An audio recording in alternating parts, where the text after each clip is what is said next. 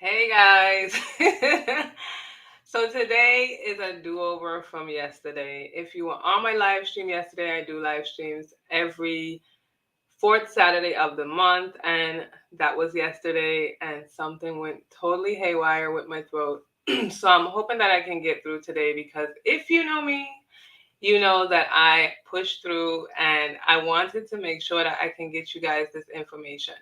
So hopefully I don't cough away today and we can get through this live. And of course, this was impromptu. I did tell you guys that I would try to come back on maybe tomorrow. I didn't set a time or anything. But I'm back on, and if anybody joins, I'm not sure if anybody's going to join, but it's fine. I'll leave it up. And if you catch the replay, you have questions, just ask, okay? So we're going to jump right into it. Again, if anybody do jump on, make it interactive. Let's talk. Let's, just communicate because that's the point of the lives that I do every fourth Saturday of the month. Now, today, like we were supposed to be talking about yesterday, is going to be about, is medical billing right for me, meaning you? So I really thought this was an important topic because um, I speak to a lot of people that go to networking events, just speak to people in general, and a lot of people tell me that they're interested in medical billing and they tend to say medical billing and coding and they just get everything kind of jumbled up and mixed up. So I just wanted to go over a few things, have us have a discussion, and try to help you decide if you're trying to decide if you want to stay in it or if you want to get in it, if medical billing is right for you. Now, I always start off with who I am. If you're just jumping on, if you don't know who I am, if you're just, meeting me for the first time, my name is Tamika Duncan. I am a certified professional biller and a certified professional practice manager. And as I noticed, as of this year, it has been 10 years since I've been certified as both a practice manager and a billing professional. However, I have been doing billing and practice management since 2006. So that's probably over or about 17 years. I am the owner of It's All Medical Billing, and my specialty, I love OBGYN. And I have done ophthalmology, which is where I started out at in an ophthalmologist office.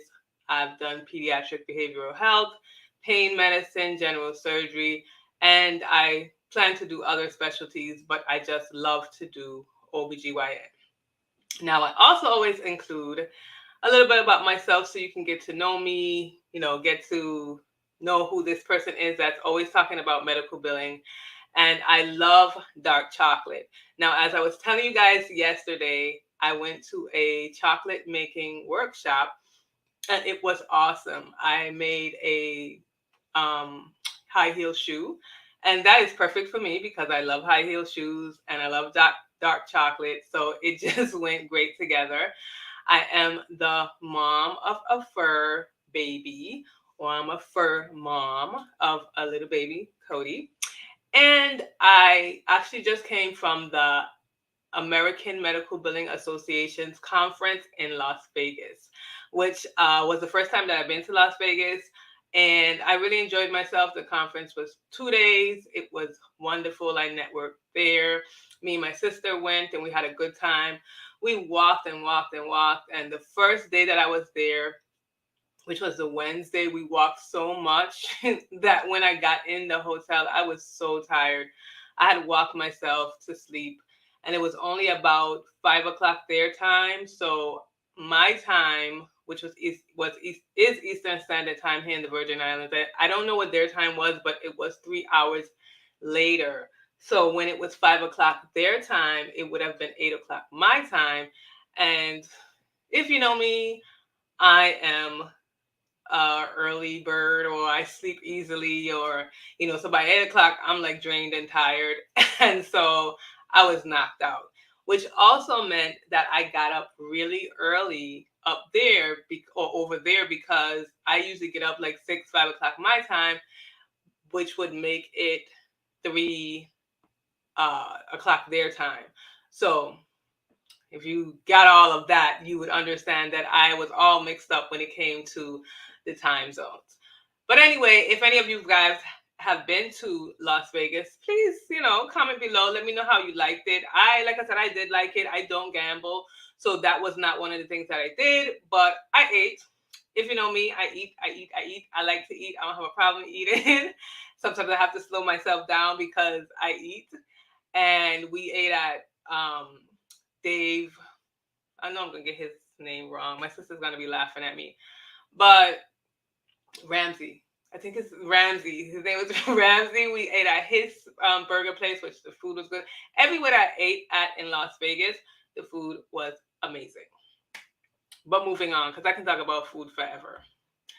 I always talk about the remote medical billing consultation services that I have.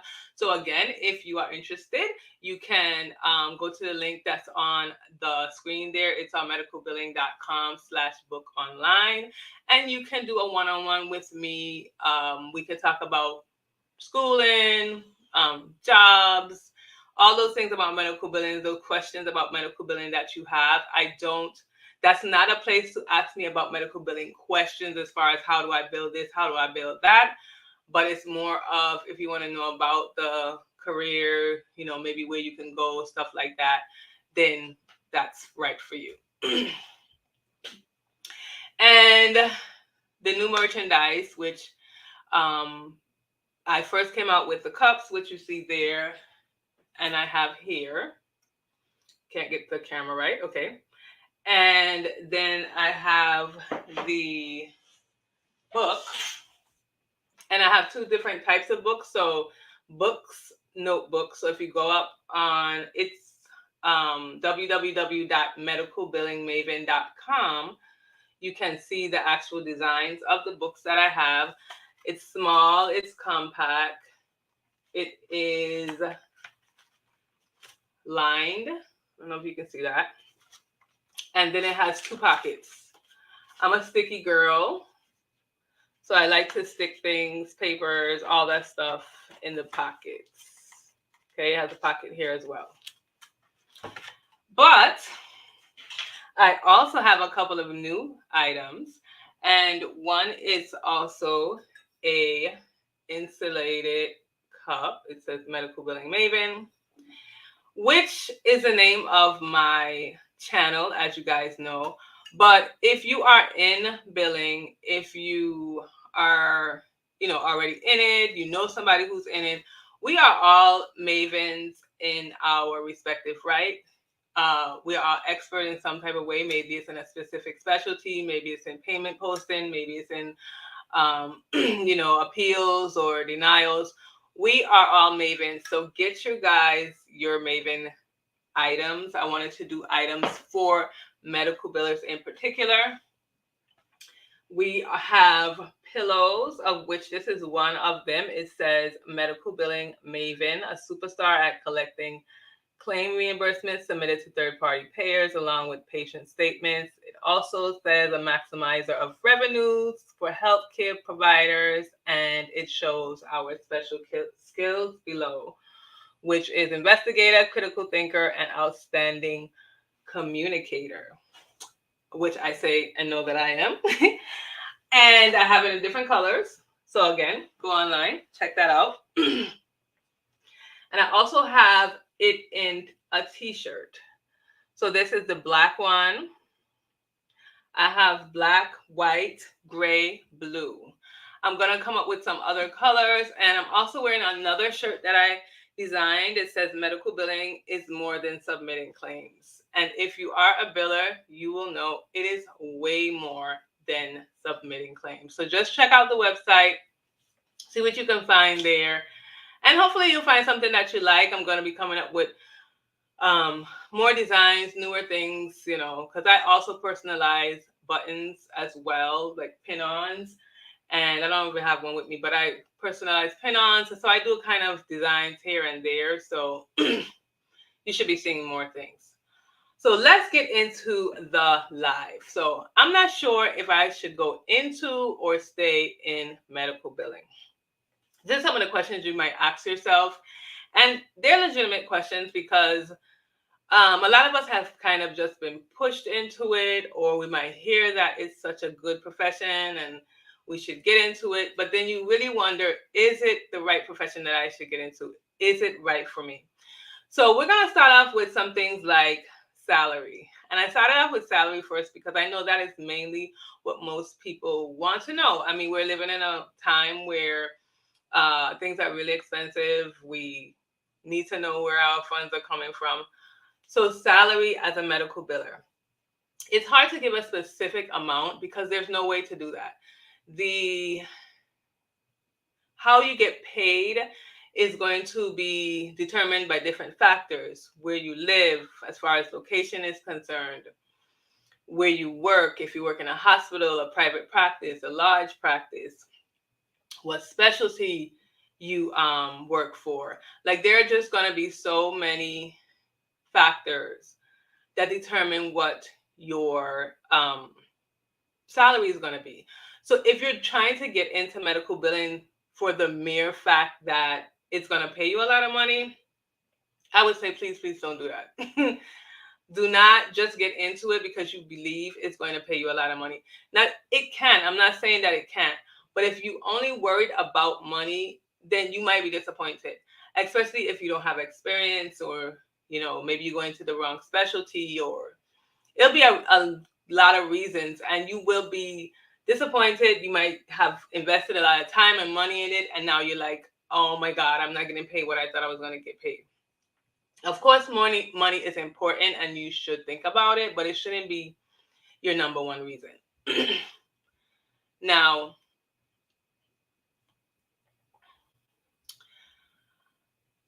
the second thing we're going to be talking about is traits. So I believe there are certain traits that you should have as a biller. Sometimes I've heard people say that billing is boring. Like, oh my God, this is so boring.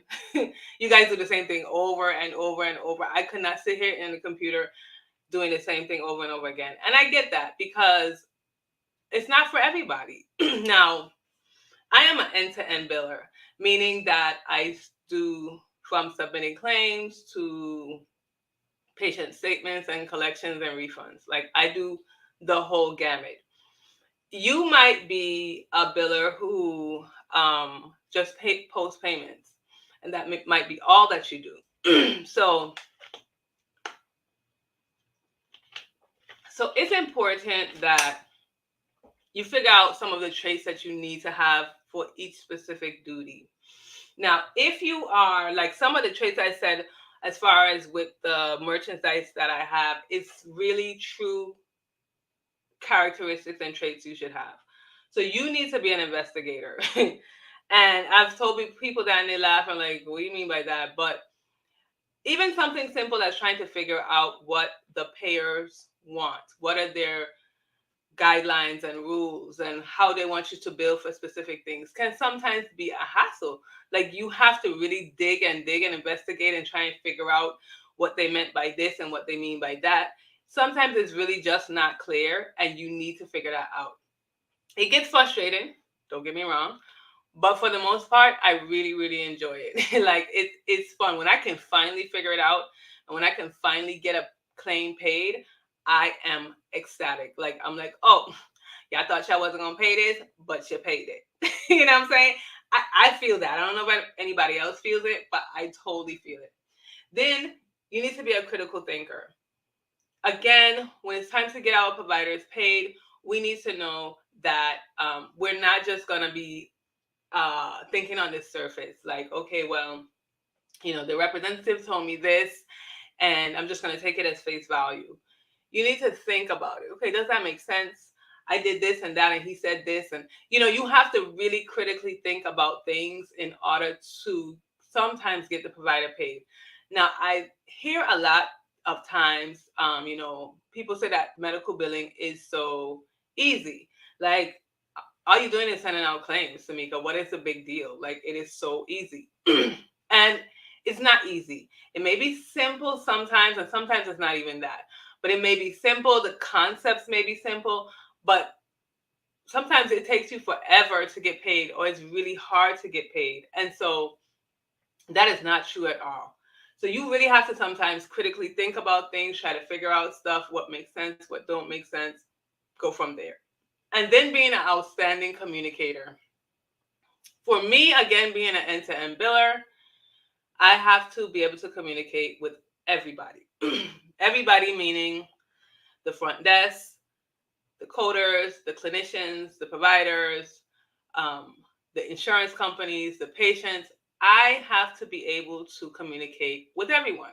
And so, in communicating with everyone as well, you have to speak to them differently. So you don't speak to the provider the same way you speak to the front desk, because the what you're telling them and the things that you want them to know is going to be different, and you have to communicate that differently.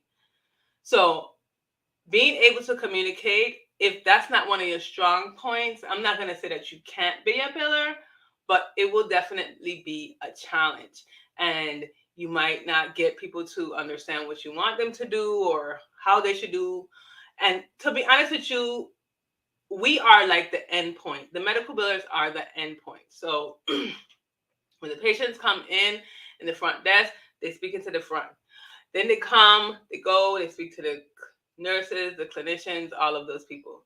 Then they go, they speak to the provider. Then the provider documents, do all of that. It might go to the coder. We are the ones who get it to the end, and we then send it off to the insurance company. So we are like the end point. So we have to know all of these people, speak to them, know how to communicate with all of these people. Then we talk about duties, and I kind of went through that a little bit earlier, but as a biller, we each have different duties. Now, I can be speaking to a biller and I can tell them, oh, well, I deal with payment posting, and, it's so hard to da, and da, da, da, da, da. And they may not have no idea what I'm talking about because they don't deal with payment posting. Maybe they deal with just denials, or maybe they are the ones who just submit the claims and deal with rejections or the clearinghouse. So not every biller does the same thing. And depending again on where they work, as far as the hospital or facility, inpatient, outpatient, all of those things, they may have different duties. Meaning also that they can also have different positions along with billing. So for me, as a biller, I am also the practice manager, and I have been that for quite a while. I think as long as I've been, maybe not 2006, maybe like 2008, 2009, I have been a practice manager along with being the biller. At least in the US Virgin Islands, a lot of small practices, the office manager is also the biller. And so you can have different positions. That will also affect your salary because, of course, if you're doing two positions, you will probably get more money than someone who will just be doing the billing.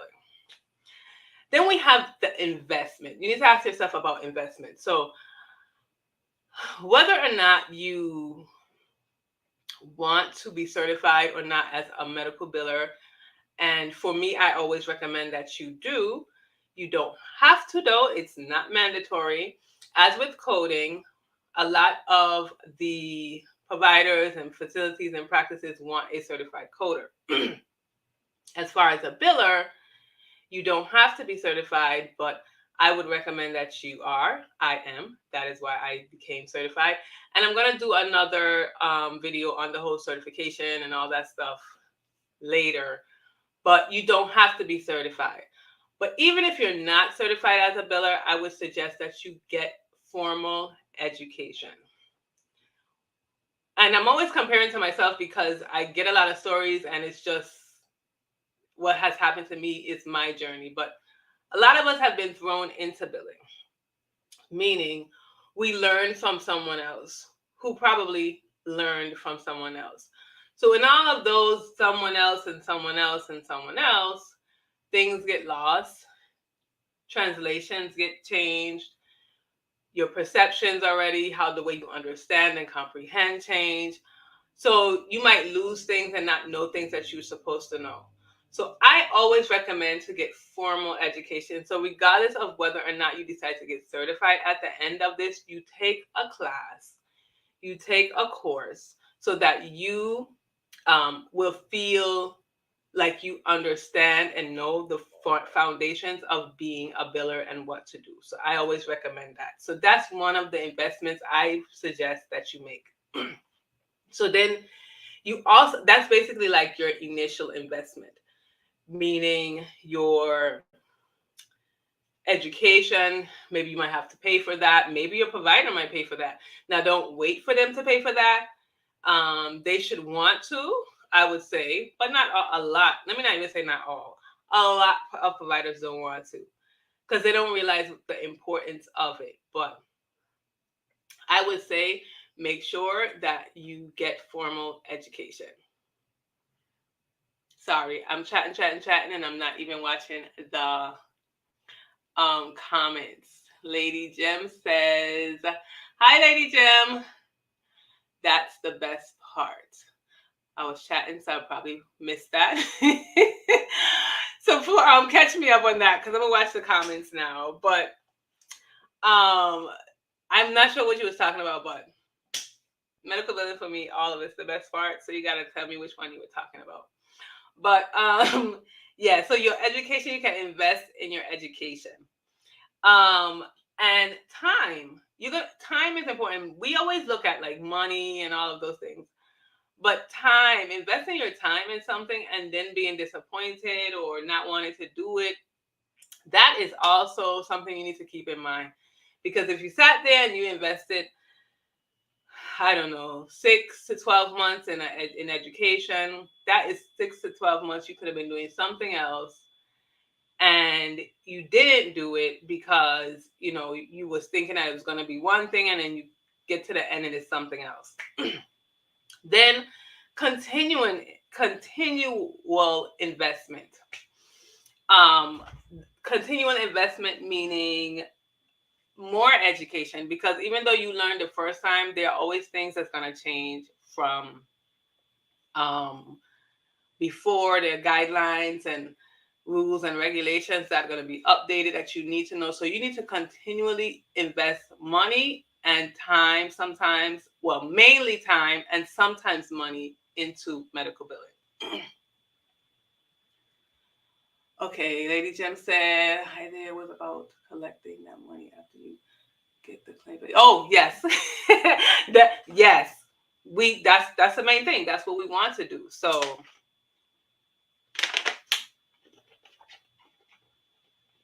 we just need to make sure that we're doing the right things so that we can collect the money for the providers. Excuse me 1 second. Let me cut off this fan. My throat is crazy. Oh,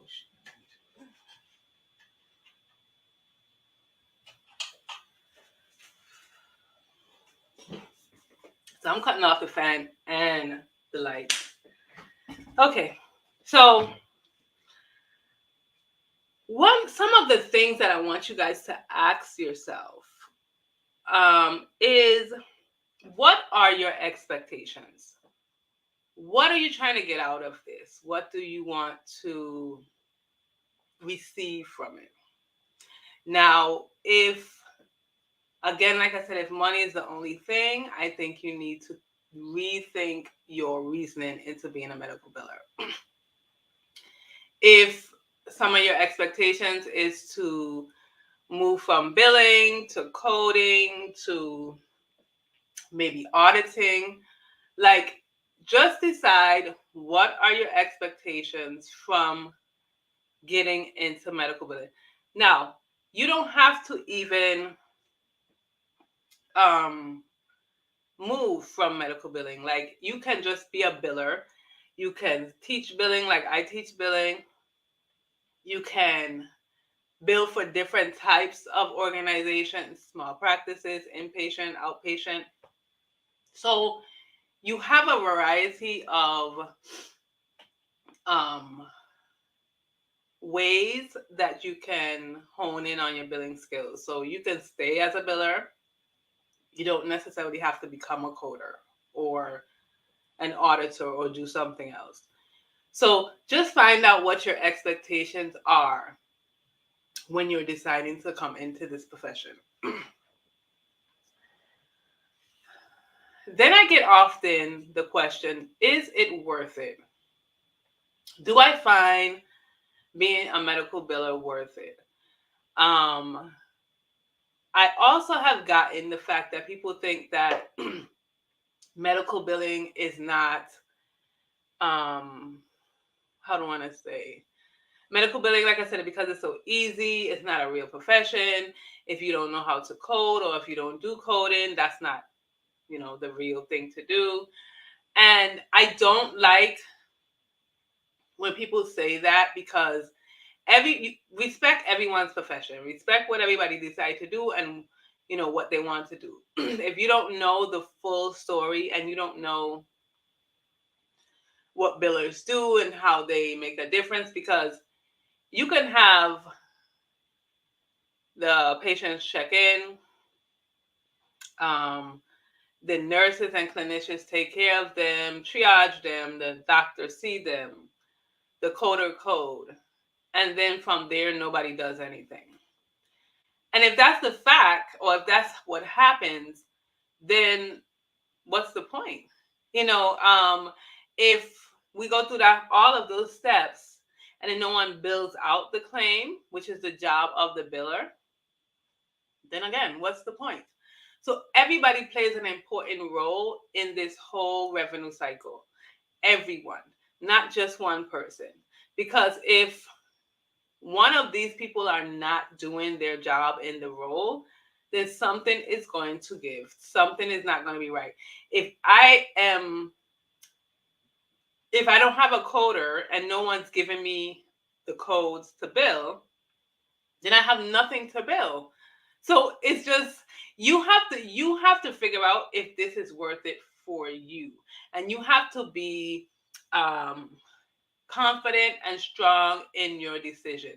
Now, in life, we change as people. We evolve, we change, our life experiences change. So I may have started off loving billing, and then as time went on, I didn't like it. Maybe it just got tedious. Maybe I found out that I like coding more or auditing more. Like right now, I'm interested in compliance, and not that I don't like billing anymore, but I found out how important compliance is when it comes to billing, and I want to learn more about that. That doesn't mean that I don't want to do billing anymore, but I might go into that direction. So you need to figure out what's worth it for you. I can't tell you if medical billing is worth it. It is worth it for me. If you ask me that question, is it worth it for me? I can definitely tell you, yes, it is. It has been since day one. And that's why I continue to do it and have continued to do it for 17 years. Now, what should you be aware of when you get into billing? One of the main things I wanted to discuss when it came to that was that because we have a lot of different payers, and because we are evolving even more with the types of payers we have and the type of policies that they have, it is not always black and white. So be aware when you're going on like forums and you're going on different you're asking people questions and stuff like that, and they're just telling you these, well, you have to put a modifier 25 on this because Blue Cross wants it on it. Like, I might have to put modifier 25 and you might not. Like, and we both bill into Blue Cross. Like, you have to know that. That's why I think the education part of it is so important, because it lays the foundation, and then from there you can branch out and figure out what you need to do and how you need to do it. So, bottom line being that medical billing is not black and white. It's not going to be straightforward all the time. Something that you maybe have been doing for the past 10 years the same way, when you do it for the next year, the 11th year, it's completely changed. And you're like, well, I've been doing it this way for 10 years.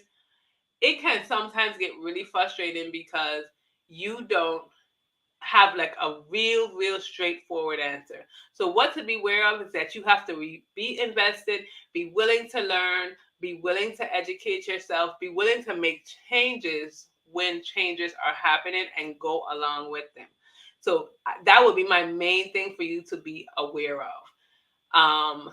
And that billing, like I said before, is not the same for everyone. It doesn't look the same for all of us, only because some of us do different positions. Some of us, have different um, employers, of course.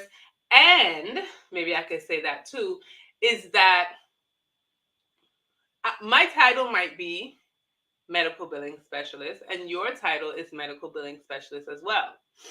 However, I only do payment posting and rejections, and you do duties, claims, you submit claims, rejections, AR reports, did not, like, you do everything. But both of our titles are the same. That's why I always recommend when someone is looking for a job and they then, get a job or they're interviewing for a job, you know what they are requiring you to do. You may even have some employers that say medical billing specialist, or let me say this because I saw this quite recent. It would say medical coder one or something like that. And then in the job description, they'll say, um, be able to communicate with insurance companies and follow up on claims. And so they're giving all the duties of a biller, but they're calling it a coder. I don't think up to now, up to this point, a lot of people still don't know what is the difference. A lot of people still mix them up. A lot of people still feel that somehow they're not important. Some people they they feel like it's not important, but they know that we play a big role, billers and coders, that we play a big role with the money. But they don't know the importance of that too much. So they kind of feel like they could have anybody just do it and it should work because, you just do A, B, C, D and it should work. And that's another video that I feel like I really need to do too, because, and I want people to really talk to me about that, because when people are hiring you for these positions and they don't even know what you're supposed to do, sometimes it can make it hard for you and even for them, because they're expecting things that, let's say you went to school and you went for billing and then you get hired and your title is a biller, but they're expecting you to code. And although you might know a little bit of coding because you've learned that in your class, but that wasn't the focus, and you was not expecting to do coding. So I can ramble on about that, forever. I don't know if any of you guys have any similar experiences with that, but I really think that a lot of people still don't know, and that's why I keep wanting to talk about it, get it out there, so when these employers are hiring and when the employees are trying to get a position, they know what they're going for, they know what they're getting, and everyone will be happy in the long run. And then you ask yourself, which I also want to ask you guys, why is, if you're already into billing, or why was, or, why was if you're already into billing, and why is if you want to get into billing, it right for you? Like, Lady Jem, what made you want to get into this field of medical billing? For me, I can answer first. I did not really know about, like, I just kind of fell into it. Like, I was a bookkeeper and I worked in a doctor's office. So I kind of had an idea what went on, but I didn't know what it really was. Even though, again, and I had taken a class. I know y'all heard this story. I had taken a class. So you would figure that I should already know what it is. Took the class, passed the class, and still didn't know what it was. But when you're not, when you're not interested, or when you just kind of, I was just taking it because I was bored type of thing. So I was not really paying too much attention to it. Then, when it came time to do it in the ophthalmologist's office, it was kind of like a whole brand new thing for me. And when I really put my mind to it, when I really thought about it and wanted to get into it, I just pushed and pushed and pushed. I got myself certified. My employer didn't ask me to take the class, and I had taken the class, like you saw, about 7 years after I actually got the job. So I got the job in 2006. I didn't take a class until 2013, which was a medical billing class. Like I said, nobody asked me to do it. I decided I wanted to do it. And then after taking the class, I said, maybe I should get certified. And I got certified. And then from there, I kept, going on, going on, going on. So it was something that I wanted to do. But it was a decision that I needed to make, because I could have just been in the position. I was already in the position. I already had the job. I was already getting paid. So I could have just stayed there and just was like, well, let me just continue to do what I'm doing. But I fell in love with billing. I wanted to learn more, and I wanted to learn about different specialties, and I wanted to learn about all these different things that the person who trained me, maybe they told me about these things, but when you're not doing it, you don't remember, or maybe I didn't write them down or whatever. So I just wanted to learn more and continue more, and I always knew it was right for me. So I've been in it forever now, and I have a degree in something completely different, computer science and computers. But yeah, I just love it. So Lady Jem says, I started in this through a temp agency, and they had me in a doctor's office doing the front desk and verifying insurance. Then got my first job in registration in the hospital, and I just wanted to keep learning. See, I get excited. You just wanted to keep learning, and that's how you know that it's for you. Like, you can feel it. You don't, and I think you actually were in a lot of good positions, because being in the front desk and doing verification and doing registration for the hospital, all of that is a good way, because if the front desk is where we get all of our information from, like everything that we need in the front desk. So when you get into the billing position that you want, you will be straight. Like, I jumped from not being really in anything, being in bookkeeping, to being the biller. So then I had to kind of reel back a little bit, because when things weren't getting paid and all those things, I had to figure out where it's coming from and why. But already, how to deal with verification and benefits. You know about the front desk, checking in people, the importance of their information, the importance of demographics, and the spellings of names, and all of those things. You know that. So that is a good benefit for you that will help you, and it will definitely help you when you get in billing itself. Always remember to don't be afraid to be in other positions, because all the positions play a role with each other, or like they connect in some way, so it can always help. And then you got your associates in healthcare administration, and now in school for coding, because I just want to know everything. Yes. So okay, and that's a good thing too, because you said you are in school for coding. Do you want to get into coding, or do you want to get into billing? Now, coding is important to billing too. So, I never really say it, but I also am a certified coder. But I am a biller at heart. That is what I am. I am a medical biller. So coding does help, because you're dealing with the codes. You're sending them out on the claim, so you have to know about that.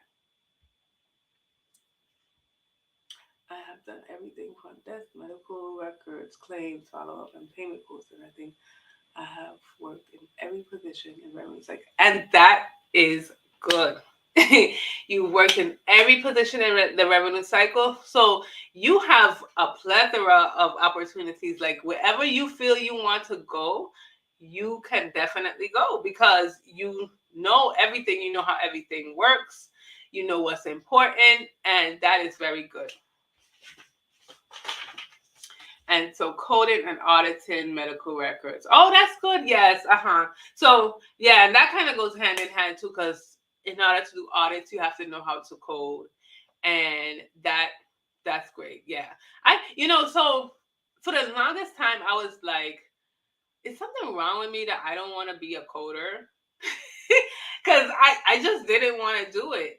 But I just realized that everybody likes different things. So you seem like you're really into coding, and that is awesome.